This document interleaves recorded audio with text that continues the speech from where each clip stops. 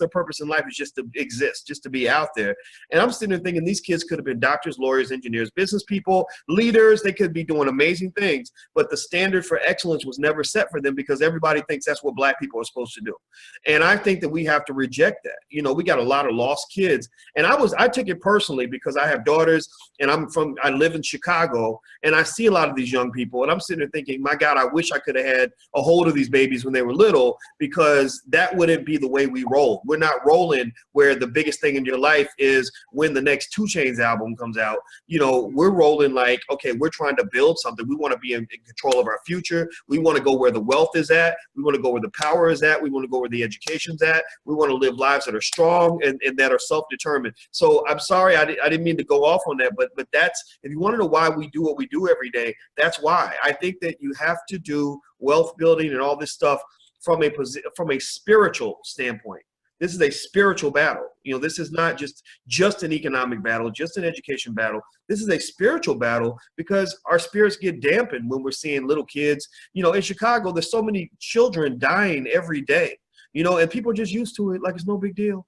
You know, and I saw this one lady who, you know, her daddy had gone to prison when she was little, so she dated all these guys that were out of prison, and she had these 2 daughters, and I could clearly see her daughters were showing every sign imaginable that they'd been molested and everything else.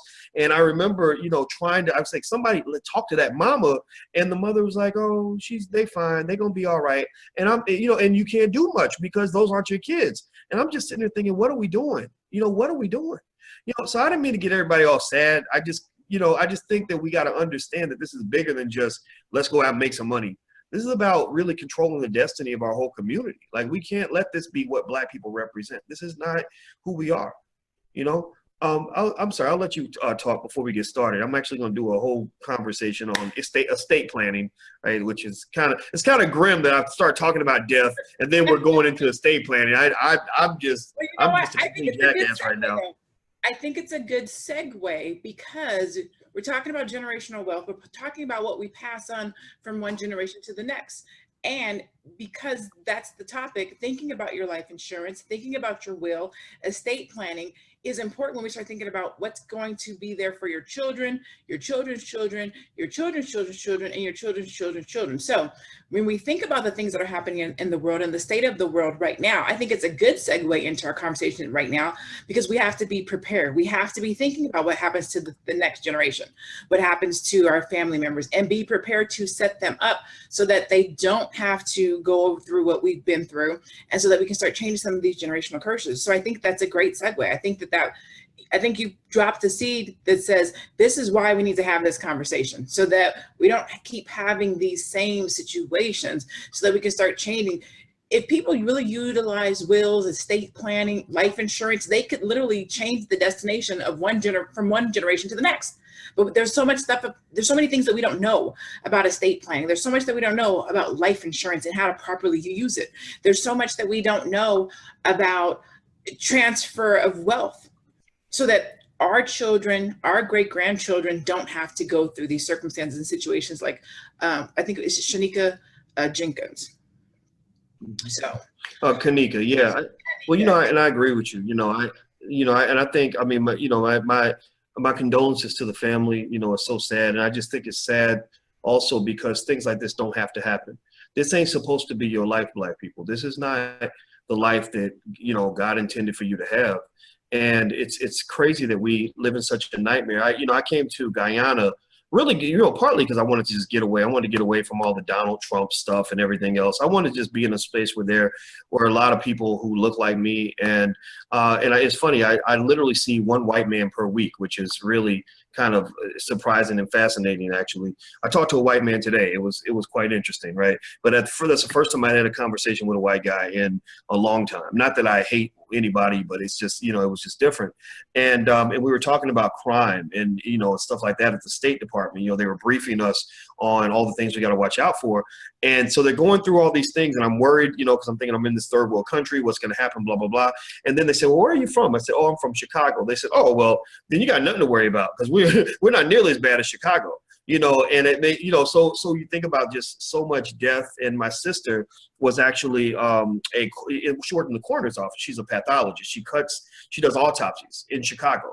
And she literally just moved to where you are, Arizona, because she had to get out of Chicago. She said, there's too much death. I'm tired of seeing these little kids coming across my table and having to cut their bodies open when I'm thinking about all the potential they could have had. And she said, and 95% of the homicide victims I see are Black and brown children. You know, the white kids, unfortunately, are starting to die from the heroin epidemic.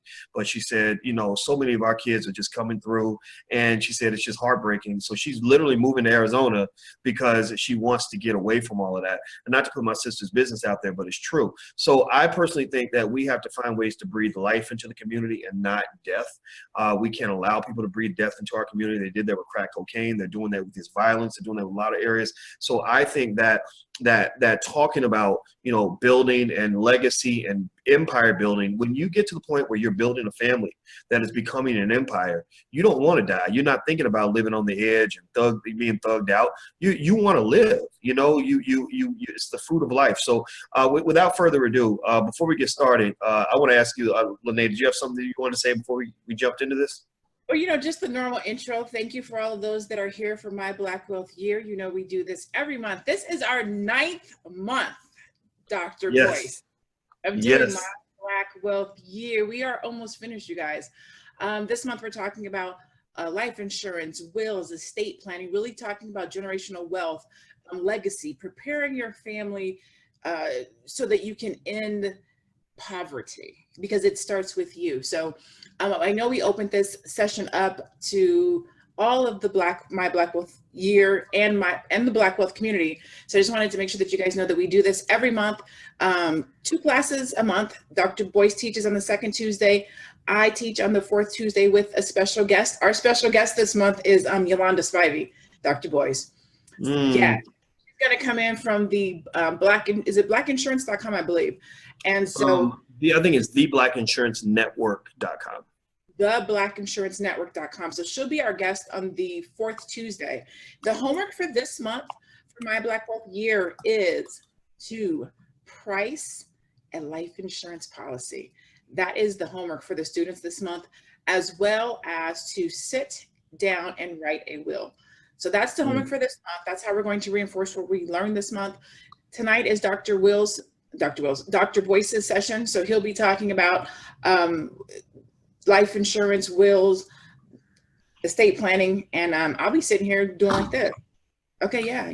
Okay, well, yeah, and I want everybody to know that if you want to log in and see all the material, everything that we've done so far in this class, you can log in at myblackwealthyear.com. That's myblackwealthyear.com. Some of you are also special guests. You've been invited to kind of check it out. But this is a great class. This is the only class I know that is designed to teach wealth building to Black families throughout the year. We focus on Black people. That's why we put the word Black in there. I heard the word Black scares people away. I don't know. I told you, Lene, while I was here, there's a guy who said, oh, you should do this. You should do what you do in Guyana. And I said, yeah, okay, that's great. We got Black people here. He said, no, but don't use the word Black because that's going to scare people away. I said, well, that's good. Those are the people I want to scare away. If you're scared of the word Black, then I don't want you here. I need you to go, because Black to me is beautiful and I'm attracted to Black. I don't run away from Black, and neither should you. So anyway, myblackwealthyear.com is where you can log in. And if you are a special guest, you can actually get a month free. Just go to myblackwealthyear.com and you can get a 1-month free trial and just check it out and see if you like it.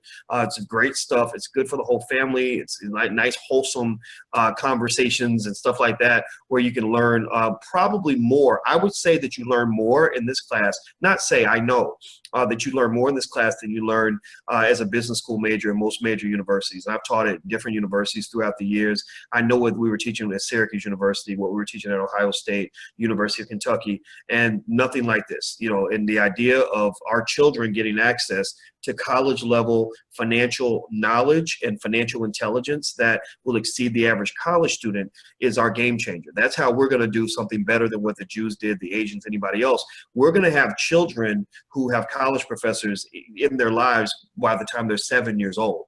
That will allow them to get ahead of the curve, because a lot of the things that we teach 19, 20-year-olds at Syracuse were things that I'm now teaching to 7-year-olds. You know, I'm teaching this to children in the 2nd grade. And and kids in the second grade can understand what capital is, what a capital gain is, what an investment is, what an estate plan is. They know all these things, you know. So ultimately, that's the game changer, and that's what I want you to do with your family. Is I really need you to kind of understand that there's no institution really out here that I know of that's gonna really give your family what it needs. So you need to be that institution. You need to be the schoolhouse. You need to become the corporation. You need to find a way to become the family bank, because that's the only place you can be safe. The only place I feel like my family can be safe is with me around the people that love them. You know, when my daughter was having trouble in her job, she came and she worked with me. All my kids work with me. All of them come to our family bank. All of them take pride in the family legacy that we're building, and I command that, right? So I think ultimately for all of you, your families are just as important. You know, I want you to picture yourself, before we get started, I want you to imagine yourself like Eddie Murphy in Coming to America, and you're King Jafar, and the queen is at the other end of the table looking all beautiful, and you got elephants and the big fat guy singing, you know, she's the queen to me. All of that. That's your family. That's what I want you to visualize, because that's where I want you to go with this. So anyway, let's jump in and let's start talking here. Let's start talking about estate planning. Enough of that voice doing all that yip yapping. We need to get started here. Okay. So what I'm going to do is I'm going to open up some PowerPoint slides. Give me a second. Let me actually, did I tell you, Lene, that I was bringing PowerPoints? I got all fancy today. Did I tell you that? No, you did not tell me you were bringing PowerPoints today, but I love it. I'm just full of surprises. I'm just jumping out the box on you.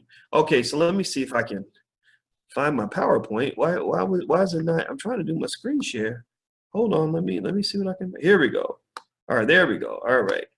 Okay. All right. So I decided to get kind of cute and funny with it. I decided that I wanted to call this Financial Life After Death. So when I thought about life after death, I thought about Biggie's album, Life After Death. So that's Biggie, and that's the topic of our conversation today, your financial life after death.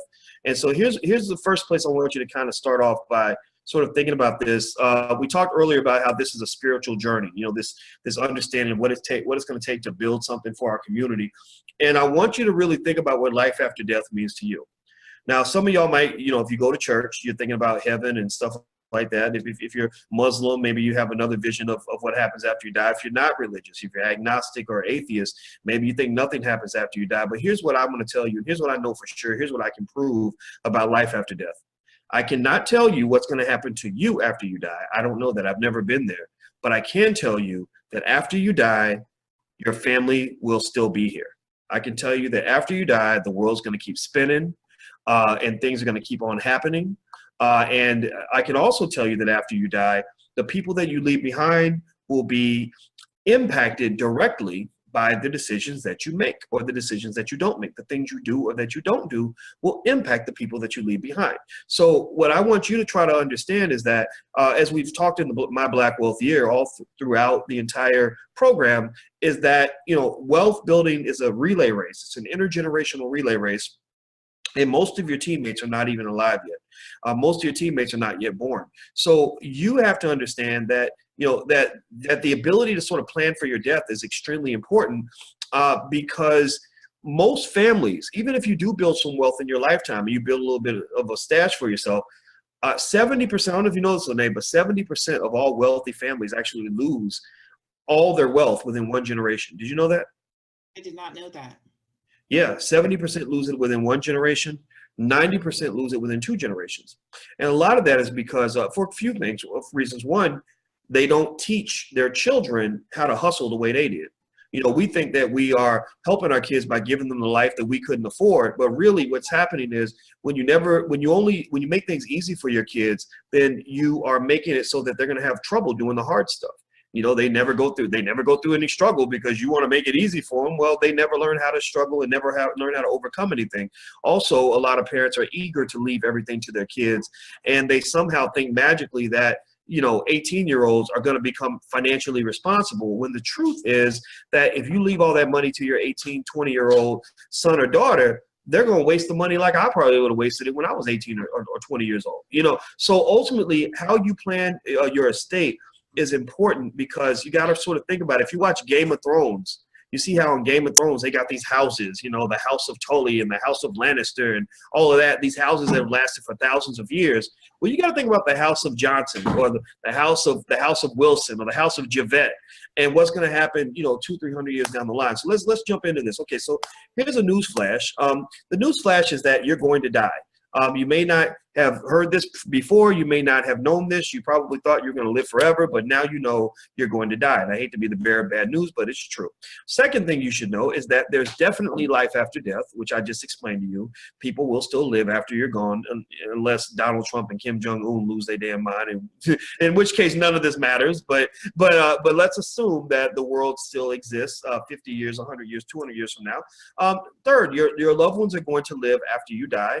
And also, they're going to be impacted by your financial decisions. So, here's what's going to have people clowning you at your funeral. This is what's going to make people make fun of you at your funeral. If you want to have people laugh at you, do these three things. One, don't have any life insurance. Then your children will look sad and pathetic when they're holding a GoFundMe to pay for your funeral expenses, especially when you're on Facebook taking pictures with a mouthful of money. They're going to end up dealing with all kinds of stress that comes from the fact that one of their primary breadwinners is not here.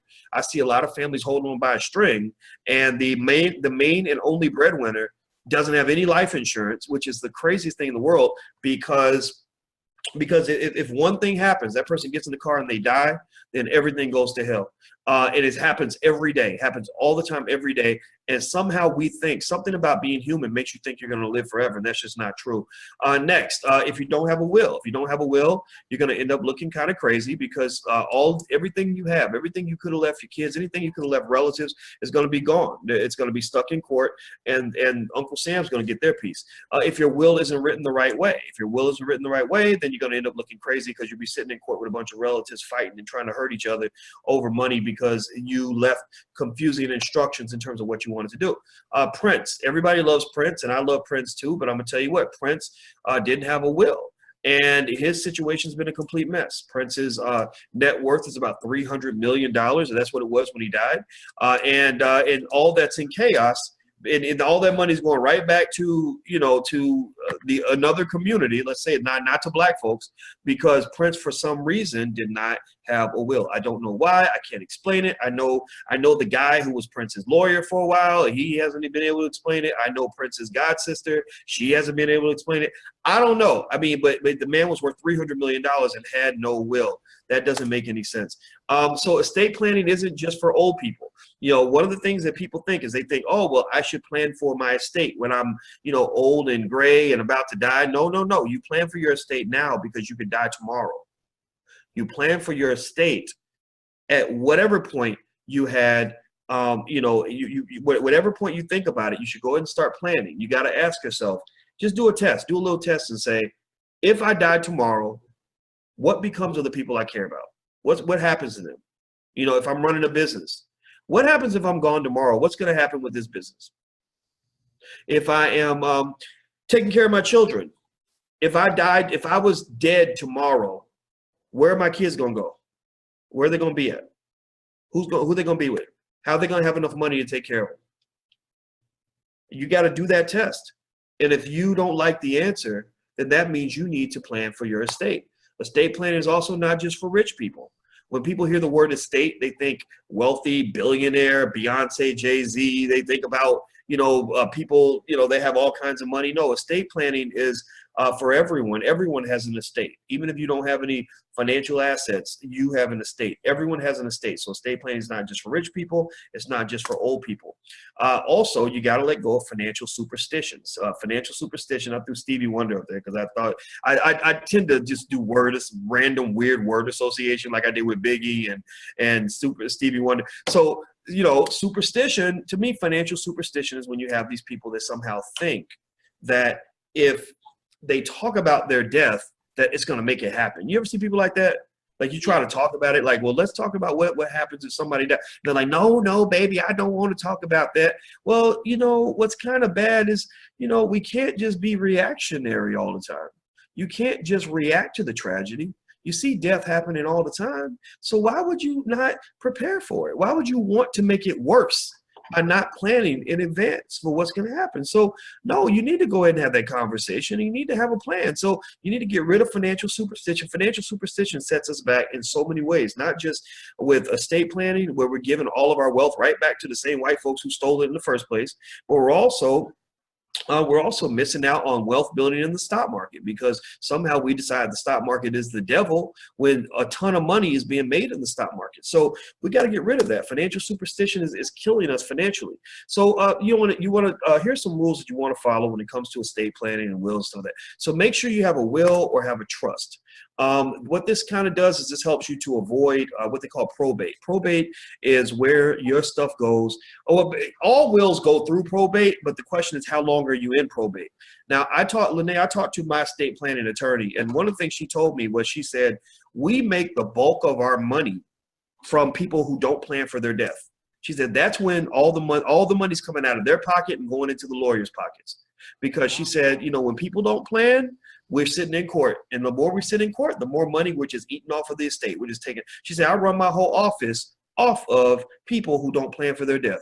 So ultimately, this goes back to what I had told you guys in the Black Wealth Bootcamp as well, is that a lot of the wealth movement of money in this society is going from the financially unsophisticated to the financially sophisticated, from the financially undisciplined to the disciplined. For example, if you are undisciplined and you like to spend your money at McDonald's and going to the mall and paying extra fees when you don't have to, and not planning for your estate, then you are transferring money away from your pocket to the pockets of people who don't do those things, who plan and prepare. It's almost the way drug dealers have their rule where they say you don't get high on your own supply. I think Ice Cube said it, and Biggie said it too. And so, think about that. That means the drug dealer says, I'm going to make money off of the people who are foolish enough to consume the product that I am selling. So ultimately, probate is one of those examples where billions of dollars every year is being transferred from the hands of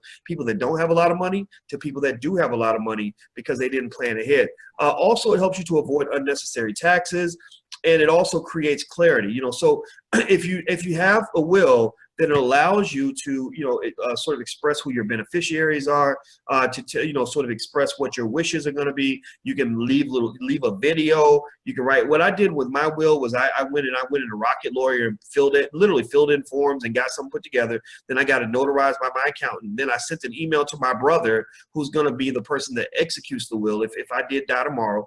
And I sent him an email, and I said, okay, here's what I need you to do. I need you to do this.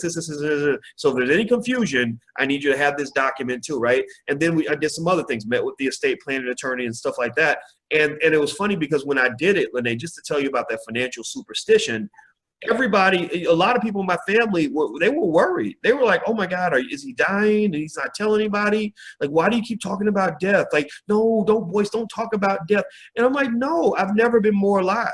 I've never been more alive than when I talked about my death and planned for my death, because I know that when I plan for my life after death, then I can live forever. My legacy will last forever.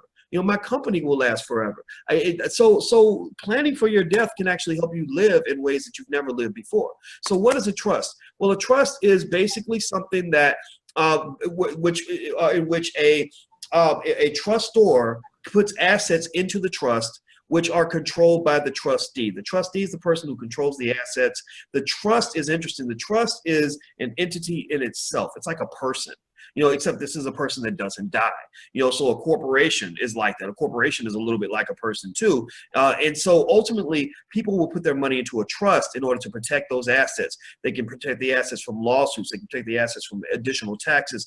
They can make sure that there's a smooth transition of that property after death, in the event, excuse me, in the event that they pass on, because the trust itself does not die. You die, but the trust doesn't die. So ultimately, the trust, excuse me, I'm sorry, I'm choking with water, hold on. So the trust itself is a living entity. A living trust is basically something that you set up in which you might be the beneficiary, and what you can do in the living trust. And I'm not an expert on trust and stuff like that. So if you have the detailed questions on exactly how certain trusts work, you should talk to an estate planning attorney about that.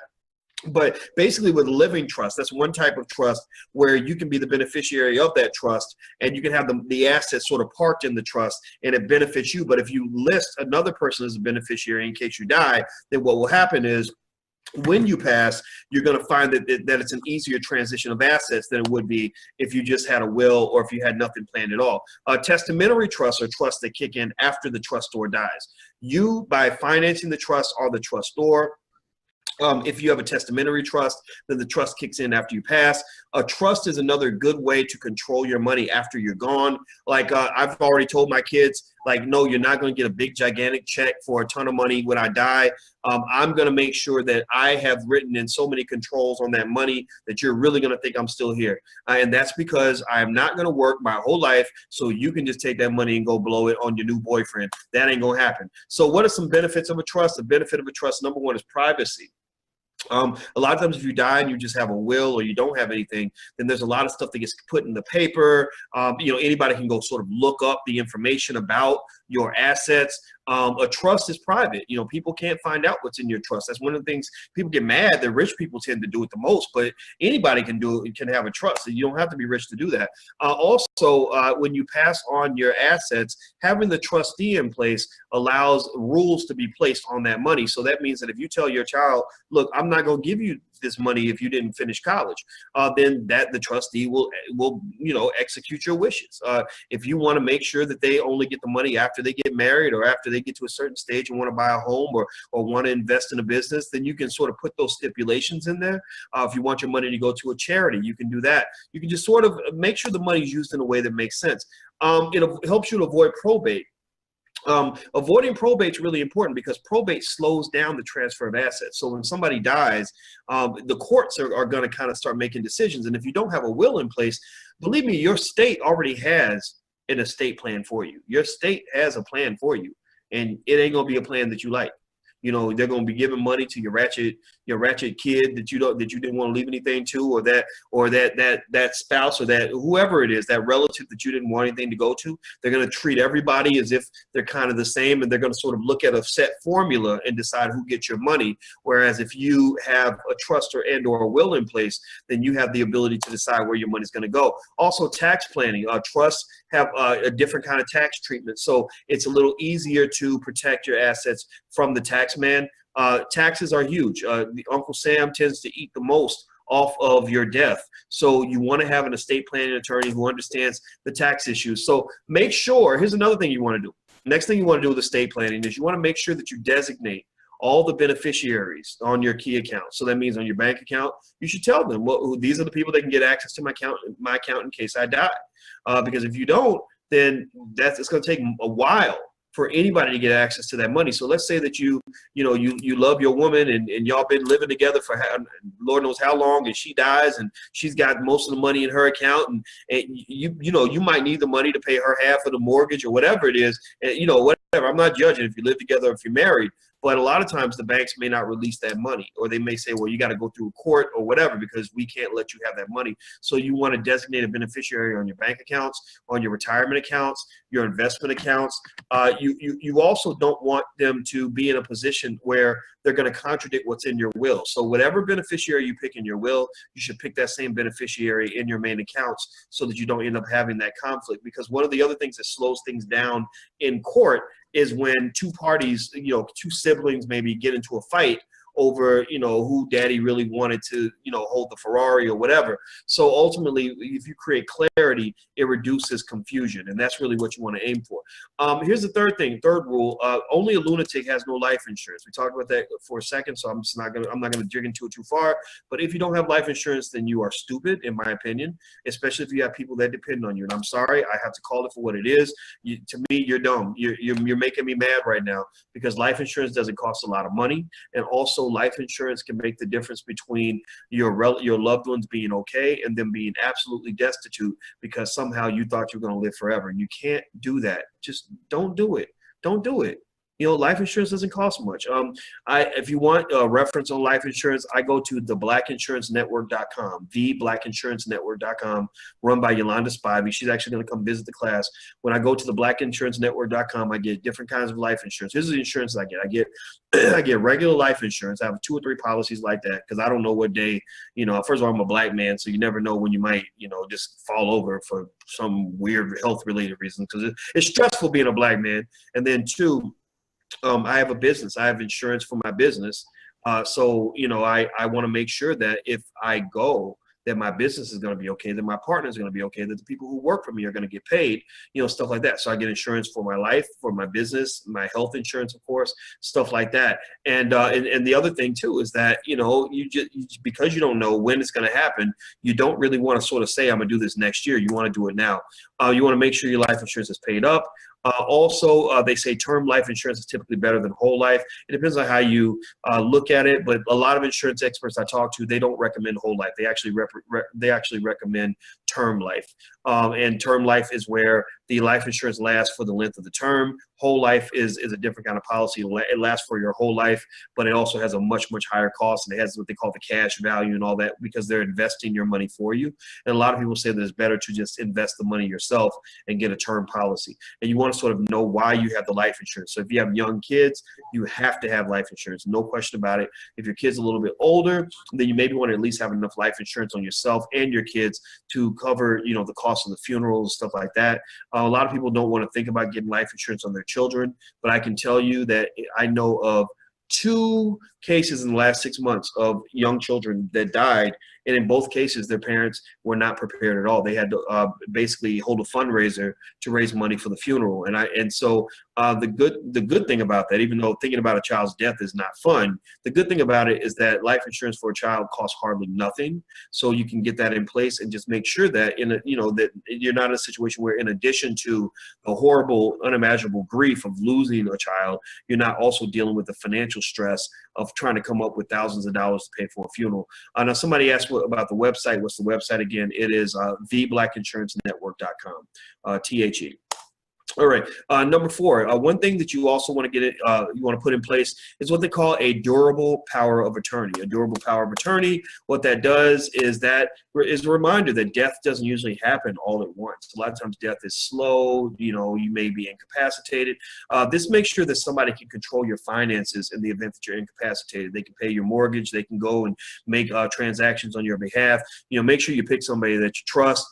Don't go to your ratchet relatives and give it to them. You want to give it to somebody that you can go to your, everybody's got at least that one responsible cousin. So go find that responsible cousin and ask that person if they will be willing to take over the durable power of attorney. A lot of couples, what they do is they have what they call reciprocal powers of attorney. So if they're a couple, they say, hey, look, I'll give you my durable power of attorney. You give me yours. So that way, if something happens to you, I got your back. Something happens to me, you have my back. And that's really, really important. A lot of people don't have it, so they end up with kind of chaos in the event that something happens to somebody or something unexpected goes down. Number 5, a letter of intent. A letter of intent is interesting. A letter of intent is something you can write to your executor, the person who's going to fulfill your wishes on the will. The person who's going to pass out your money and make it rain on your relatives and stuff like that. You want to write a letter of intent to sort of clarify what you want. It could be literally something as simple as a video. It could be, it could be an email. But if you want to be formal, you might actually make a formal letter. But what will happen is if there's any confusion, then the judge might read the letter in court and use that letter of intent as a way to make sure that the money goes to the places that you want it to go to. So ultimately, the letter of intent is another thing that is recommended. You can even recommend little things or ask for little things. Like my grandmother actually told us what color she wanted to wear in her casket. She told us which dress, what color, all that stuff. So we knew exactly what she wanted. We didn't do anything that was outside of her wishes. So my grandma was the first one to ever get me started on this pathway of financial literacy. She actually used to buy me savings bonds when I was a baby. That's why I encourage you as parents and grandparents that you are to just, never underestimate the little things you can do that'll get your kids started on a certain pathway. You never know where that's going to go. So anyway, excuse me. Number 6, you want to figure out who your guardians are going to be. If you have children, you need to make sure you specify who's going to take care of my babies if something happens to them? Go talk to them, make sure they're okay with it. Make sure you leave them resources so your kids aren't, just sort of sitting in somebody's house and everybody's starving because you left them, what they call it, an unfunded, what they call it, unfunded mandate. You don't want to leave your kids with people and not leave them money to take care of your kids. And so if you don't do it, the courts will assign your children to whoever they decide to assign your child to. And I don't think anybody wants that to happen to their babies. You can choose your guardian. When you make your will, choose somebody that shares your value system. Make sure you pick somebody where you can imagine your child being with that person or those people and everything's going to be okay. And maybe you can even pick a backup. So that's important too. Remember that a lot of the people that you pick as beneficiaries or guardians and all this other stuff, they die sometimes too. And so if that person dies, who's next? So, for example, like my grandma, when she was alive, she would have been a great person to make my trustee, the beneficiary, all that stuff, because I know how she operated when it came to money. But, she's my grandma, right? Grandmas don't last forever. So I even though I had my grandma in my insurance, I had her in my will, I had her in all of that. But grandmas don't, they don't live forever. So my grandma can't really execute my will from heaven. So I had to make sure I had younger people backing her up. All right. So the other thing you want to look at is what they call a medical power of attorney. A medical power of attorney is the person who makes medical decisions in the event that something happens to you. So you're sitting there, you're sitting on life support, and let's say you don't want to be an organ donor, or you don't want them to keep the machine on. Like I've made it very, very clear. Look, if I'm on a machine and I ain't coming back, go ahead and cut that sucker off and save some money. Do not keep me going. I know y'all want to hold out hope that I might come back, but if I look like I ain't really coming back, then I need y'all to just go ahead and unplug it. The world will move on without Boyce Watkins, and y'all save that money. Do not give these folks another $500,000 keeping a dead person alive. That don't make no sense, at least not to me. So go ahead and just pull the plug. And I'm saying that publicly so that if something does happen to me one day in the near future, you will know exactly what I want. And this can be actually used in court to let people know what my wishes are. Here's some recommended ways that you can get your wills and trusts done. Very basic. You can go to a service like Rocket Lawyer or LegalZoom. These are great services to do basic legal work. Lawyers hate when I talk about Rocket Lawyer because they feel the competition, right? Because they want to charge you $10 million, but I don't care. I think Rocket Lawyer is really good for basic contracts. I think Lene will agree with me. They lay out in LegalZoom as well. Just platforms like that. I'm not recommending Rocket Lawyer per se, but just stuff like that. It's good because a lot of basic legal forms can be done by almost anybody. And then if you have complicated stuff like you got to sue somebody, then yeah, you get you a real lawyer. But basic forms and stuff like that, you really don't need to go pay a lawyer a bunch of money.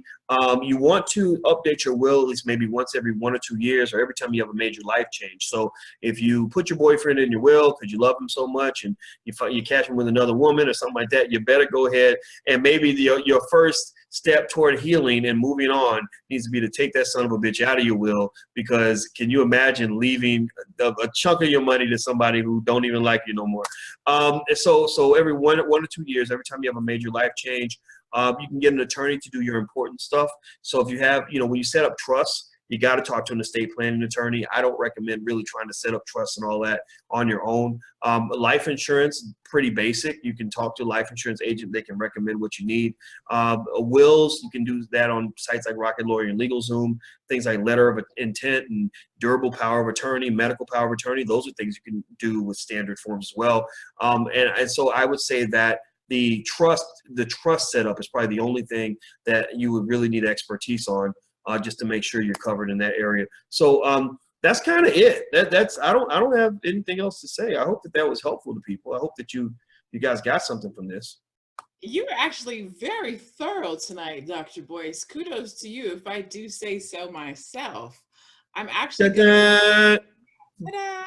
I wanted people to see, like, in this class, in my Black Wealth Year, like, a lot of people don't want to, they don't want to join programs with Black people. They'll go to some big white university and go spend, and I know I say black and white a lot, but I'm sorry, I can't help it. But, they'll go to some university and they'll go $100,000 in debt for this degree that you can't even get them a job. And they will look at when Black people want to teach. They'll be like, oh, well, I don't know. That's $60 a month. That's a lot. And I'm sitting there thinking, are you serious? And so I think that it's important for people to just kind of see that what we're doing is It's real. It's beneficial. It's helped tens of thousands of people, and it will make a huge difference. It will save you tens of thousands of dollars throughout the course of your life. So, I just want. I mean, I don't have anything to hide. These are great programs that we're offering. Also, if you want to see the recording of this recording along with all the other lectures we've done in My Black Wealth Year, you can log in at myblackwealthyear.com and you can check it out. It's for the whole family, so I want you to watch it with your entire family. And the first month is totally free for those who are visiting. You can give it a try and see if you like. We have nothing to hide. We're basically disrupting education by offering you everything you can get at Howard University Business School or wherever you would decide you want to go. And we're offering it at a price that's affordable for anybody who wants to become financially intelligent. There is no excuse. There is no barrier anymore. It's all right here for you. And the best part too that I love, and I kept yapping. I'm gonna shut up in a minute. But the best part to me is, all those years I was in school till I was 31 years old. That's how long it took me to get my PhD. I never once had a black professor. And so when I teach, my thinking is I want to be the black professor that I never had. I want to be the black professor that I wish I'd had, and I didn't even see a black professor for the first time till I was 19. And I think about, what if I'd had a black professor teaching me when I was 7? If I'd had that when, if I was 7 and I could have sat with my mother and my father and watched, a black professor really explaining things and breaking things down in a really good way. Like we, in the Black Business School, like we have cartoon videos for financial stuff, everything, all for black children. I would have been a different person. I wouldn't have been that kid in school getting in trouble, getting suspended with bad grades, thinking I was an athlete or a thug or whatever it was. I would have been a kid who would have been like, Mama, I want to try to go to college when I'm 13, because that's how that to me would have been a model of black male success. Not, oh, I hope I make the basketball team. I would have been thinking about that. I would have been thinking about starting a business when I was 10 or 12 years old. So I just really think that, these little things make a difference. And I think that's where the village is. The village is digital. And those who get it, I guess they get it. And those who don't, they don't. God bless them too. But the answers are out there. We just have to aim for it. But please, go ahead, Lene. I didn't mean to cut you off. My apologies. No, this night is your night. I'm just here to help admin and be pretty. This first night of the month is all you. I just be here to make sure the comments look good, see if you need any help. This is all tonight. But no, I think you hit, man, that was so thorough. What I'm going to do, when you repost this, because you are the head on this on tonight's Zoom, when you repost this, I'm going to go through and update the homework. So for those of you that are in the class, I'm going to update the homework. Right now it says to price life insurance and it says to write your will, but I'm also going to add the letter of intent and the other one that he said that you can do on your own. And like I always do, I'm going to go and get you guys some links. I'm going to find you some websites that will make it easier for you so that you can better understand what each one of those are. And I'm going to give you some guidance so that you can actually do some of those things. I'll put the link to LegalZoom. I'll put the link to Rocket Lawyer in there as well, but I'll also help you to be more diligent in getting the information so you can actually follow through and get those things done this month. So I'll take care of that on the homework side. All right. Awesome. Okay. So what else do we have to cover before we head out? So somebody asked about the slides. Are you going to post Yes. this? Okay. Will you get those to me so that, well, let me ask this. Where are you going to post them? Just so I know. So I don't. Why don't we post them in myblackwealthyear.com, Okay. and I'll send you a copy of the slides after we're done, and then that way you'll have them in PDF form. And so we'll load the slides and we'll load the video. And everybody who has access to the information, I encourage you, please watch this with your family, because the conversation about death is hard to have with relatives that don't want to listen, that don't want to be a part of it, and it's kind of frustrating. So I kind of want you guys to get some support on this, because a lot of wealth gets lost when you don't plan for what happens after you die. Let's see, I just left on your class. Can you repost the link, please? Yeah, I'm going to repost the link for www.theblackInsuranceNetwork.com. But I will also post it in the homework area as well. So I'll make sure to post all of the links that we discussed tonight, as well as places where you can find all of those different elements to be prepared. I'll post all of those for my Black Wealth Year. Let me actually put that over here for you guys. Okay, and if you want me to, I can answer a couple of questions. While we have, I know we just have a couple minutes left, but I'll answer a couple of questions. I see some of you. Let's see, someone's asking about digital currency. What do I think about stuff like Bitcoin? I think Bitcoin is interesting. I've invested in Bitcoin because I want to be there when, if and when Bitcoin takes off. Now, is there a guarantee? There is no guarantee. China just banned Bitcoin exchanges, at least temporarily. So that was a huge hit to Bitcoin. But I do think the currency still has a chance to really become more mainstream, even if the Chinese aren't participating. So, because remember, the Chinese, they also don't allow Facebook, Uber, things like that. So I think Bitcoin could do well, but there's no guarantee. That nobody really knows for sure. Let's see here. Ephraim's asking about virtual currency, self-directed IRAs. I know what virtual currency is, and I know what self-directed IRAs are, but I don't know about the mixture of the two. So I'm sorry, I wish I could answer. I don't know much about that. Let's see here. Caitlin says, what's the name of your book you mentioned about the Jews? It's called An Empire of Their Own, How the Jews Built Hollywood, or How the Jews Invented Hollywood. An Empire of Their Own, How the Jews Invented Hollywood. It's a long book, but it's a good read, and it gives you good insights into the mindset of those who are empire builders. One of the things I noticed about the individuals that created Hollywood, I mean, literally these are 5 or 6 people that created, Paramount Pictures, Universal Studios, 20th Century Fox, MGM, Columbia Pictures, Warner Brothers. All these people had the mindset of investors. They had an investor mentality, and anybody who understands anything about investing knows that there is a psychology with it. Just like there's a ratchet psychology and there's a thug mentality, there's also an investor mentality, right? And honestly, if you look at the way these companies were built, what you saw people that didn't have much in the beginning. I mean, Eastern European Jews weren't exactly the richest people in the world, and they were actually persecuted. They had a mindset that was built on investing, taking your money and flipping it. And that's one of the things that people miss out on, is they don't understand that if you don't ever learn how to become an investor, then money will always confuse you. Money will always evade you. You're always going to look at rich people and wonder, how did that person make more money in a day than I made in the last 6 months? Well, it is because rich people investors tend to think in terms of making money through systems. They build entire systems where they can end up having a process in place where they're doing 1,000 things at one time and making a little bit of money in 1,000 different places, whereas a worker can only make money, from labor, money per hour. You can only make money when you're awake. So just little things like that. So I noticed that the people who built Hollywood, they just were always making investments, and it wasn't like they had this magical Jewish unity where every Jew just loved every other Jew. They fought like cats and dogs.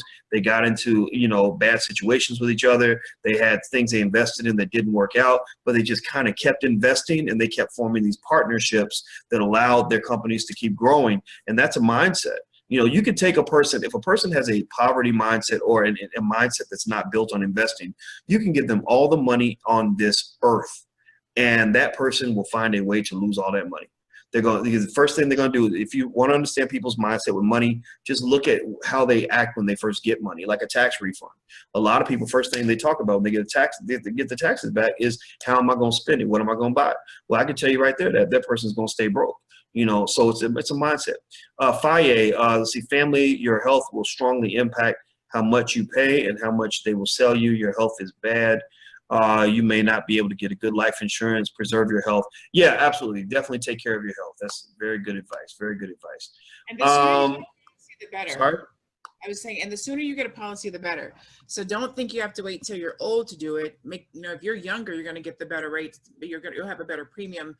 The sooner you do it, the younger you do it. Yes.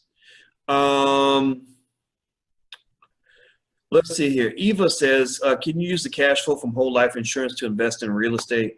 Yeah, you can, but I don't know if you necessarily have to go through a whole life insurance to invest in real estate. I think you could just do it directly. I mean, the cash flow is going from you to them and then back to you. Why not just keep the cash flow and invest on your own? So I'm not a big fan of whole life insurance policies. Not to say that they're always bad or ripoffs, but most of the experts I know are not fans of whole life.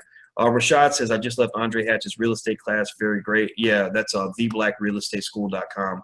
Andre Hatchett's really, really good. I respect that guy a lot. Let's see here. Someone says, Willis says, I want my mom to get $1 million life insurance policy. Does the Black Insurance Network have anything like that? Yeah, I think that they do. I have a decent amount of life insurance, and I know they were able to take good care of me.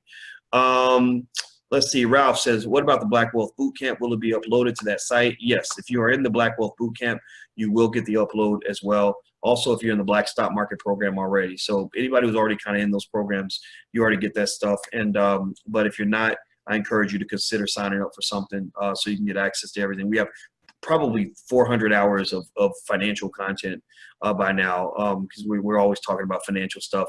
Okay, so I'm done talking. Lene. Yes. Anything else? That's it. If you are not a member of My Black Wealth Year, please get signed up. We would love to have you. If you are already in a different program right now, because Dr. Boyce is flipping amazing and he has great programs, multiple programs. So if you're not currently in My Black Wealth Year right now, you can wait until January and sign up then and start over. The beautiful thing about this program is it's evergreen. So if you can't take it right now, because you're in the middle of another program, when you finish with that program, come check out My Black Wealth Year, 12 Keys to Financial Success. Yes, absolutely. All right. And I don't know if anybody knows, but also in the Black Business School, we have a great program, and what we call the Eager Beaver program, which is all the financial knowledge that I can get from this program. And they'll let you into another program at no additional charge. So whatever you're paying for your other program, you keep paying that same amount, but then you can get an added program that won't cost you anything extra in addition to what you're already paying. So you get access to all the updates in the existing program, plus you get the new program free of charge pretty much. So basically our goal is to facilitate and support your learning any way that we can. I am completely confident when I say to you that I think that what we're doing here is better than any business school that you can go to, because I've taught in these business schools. I know what they can do, and I designed this program to be better and to be strictly for Black people and to put us ahead of the curve. So thank you guys for hanging out. The URL is myblackwealthyear.com. The first month is free. That's myblackwealthyear.com. If you want to know more about the All Black National Convention, you can go to allblacknationalconvention.com, allblacknationalconvention.com. We're actually going to hold some financial meetings, investment meetings, business meetings, things like that during the convention. So you get a chance to be a part of that and network with other people who think like you. And Lene, do you want to give an email or like a URL? What are your websites? Yeah, you guys can definitely go check out any of my content over at Mogul